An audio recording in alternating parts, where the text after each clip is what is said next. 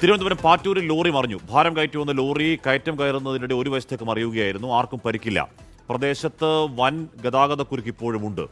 ആ ദൃശ്യങ്ങളാണ് പ്രേക്ഷകർ കാണുന്നത്. വലിയ വളവാണ്. ആ വളവിലേക്ക് അത്യാവശ്യം വേഗതയിൽ വന്ന് വീശി വളയ്ക്കുന്നതിനിടയിൽ മറിയുകയായിരുന്നു. മേഘന മുരളി വിവരങ്ങളുമായി ചേർന്നു. മേഘന, വണ്ടി അത്യാവശ്യം സ്പീഡിലായിരുന്നു.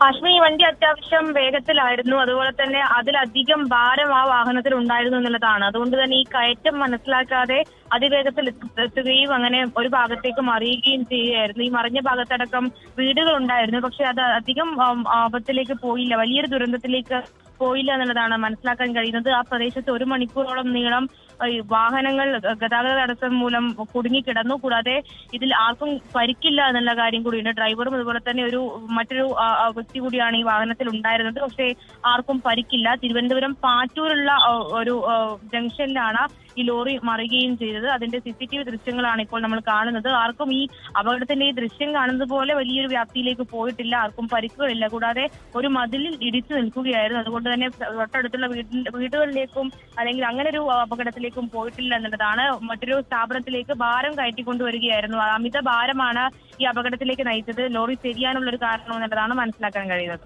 ലോറിക്കകത്ത് എന്തായിരുന്നു മേഘന?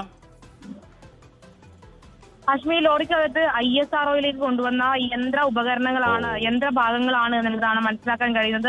അധികം ഭാരമുള്ള യന്ത്രഭാഗങ്ങളായിരുന്നു. അത് കർണാടകയിൽ നിന്നും മറ്റും ഇങ്ങോട്ട് കേരളത്തിലേക്ക് തിരുവനന്തപുരത്തേക്ക് കൊണ്ടുവന്നതാണ്. അതിനിടയിൽ ഇത്രയും വലിയ അപകടമുണ്ട്. പക്ഷെ ആർക്കും പരിക്കില്ല എന്ന് മേഘന പറയുകയാണ്.